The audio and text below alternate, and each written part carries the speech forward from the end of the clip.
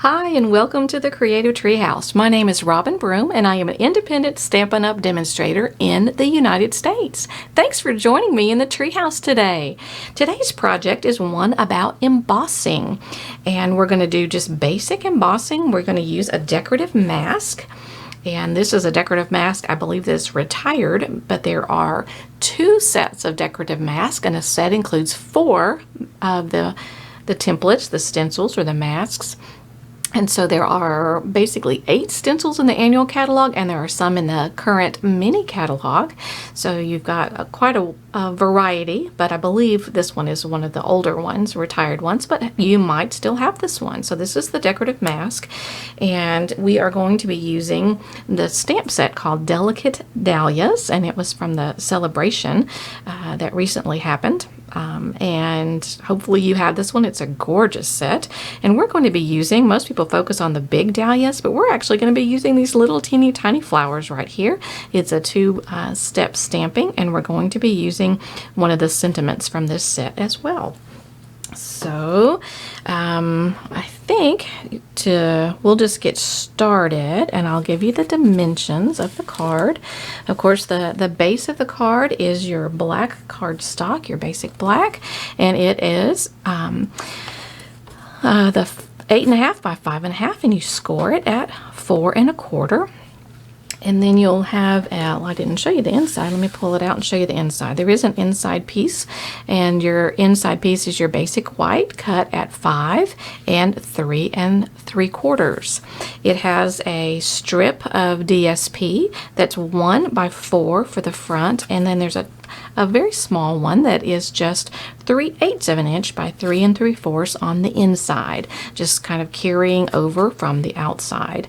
Again, I said the stamp sentiment is from the Dahlia set, and I use just various dies for the greenery down there, and I think, and this might be from the I'm not really, I don't remember the die for this one, but you can use whatever. And there's I made a square that's underneath that was just the right size. Let me get out my thing. It's like the square is 1 3/4 by 1 3/4. So, but the focus today is just on the masking. So let me set that aside.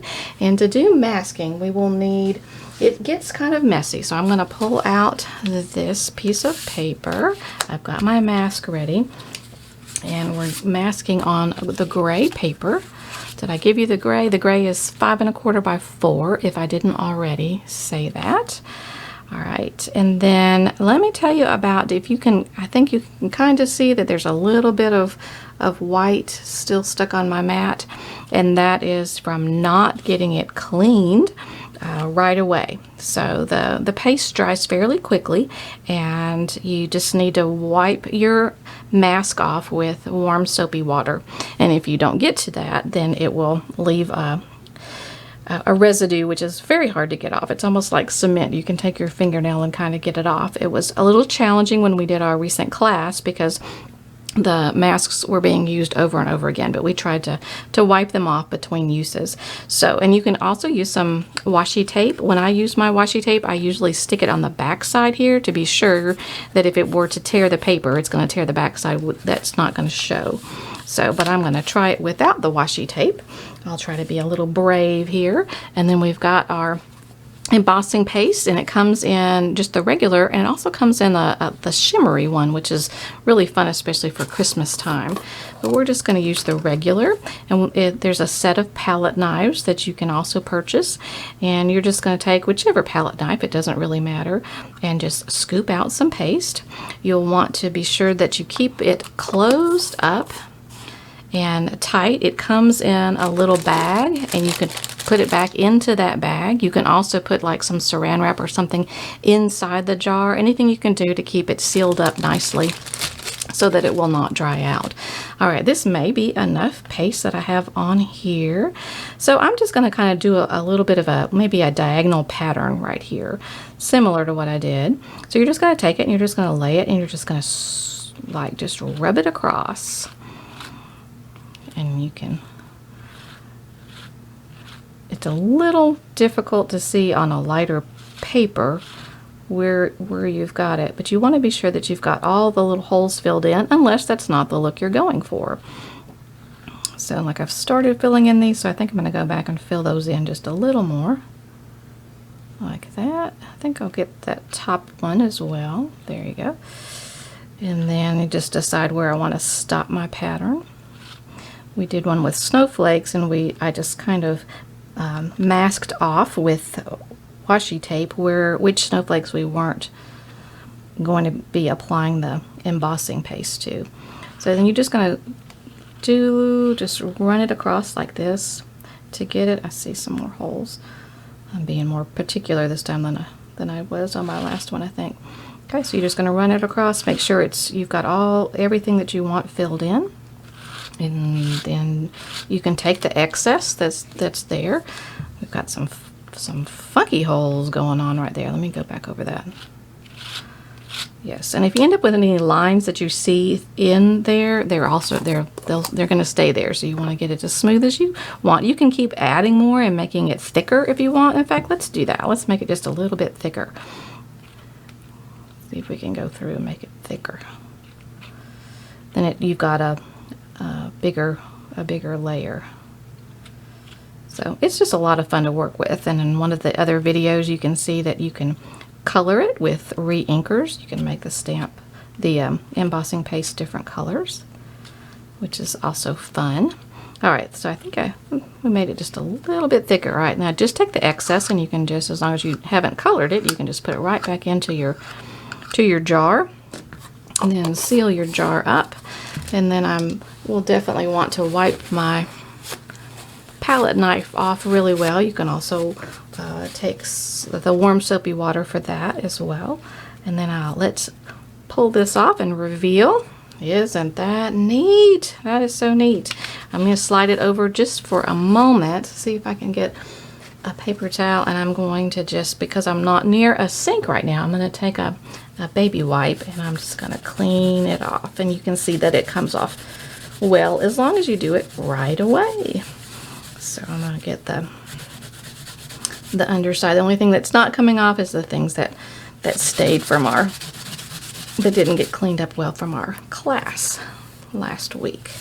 So there you have it. Very good. All right, now we'll slide this back. There. Let me lift it up just a little bit so you can see. But isn't that fun? And it really does have a lot of. I don't think I can get it angled where you can see how thick it is, but it really is. It is quite thick.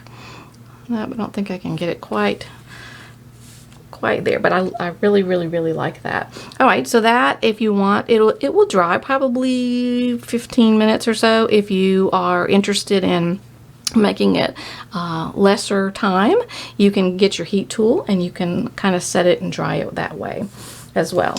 All right, and then while it's drying, let me move it over just a little bit. I will stamp the flowers, and we can check those out from the Dahlia set. And I used Melon Mambo for the color, and this is kind of a fun stamp. And I don't, like I said, at the big ones you usually get all the glory, and these little ones you don't see used as much. So, and you can stamp it this way and then line it up, and I think it's actually lined up. Let's see if I can try not to get my head in the camera, and if I do, I apologize. Nope, I didn't quite make it. But still, that looks fun. And you can do it the other way. People say, which way do you do it? Do you do the inside first and then the outside? And I think personal preference, I also think it works different ways for different stamps. So we'll see if it makes it any better.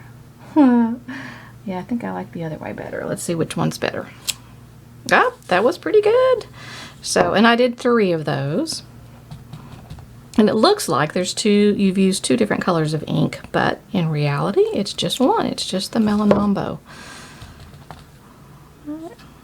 And then there is not a die to this. Oop, I went way off that time.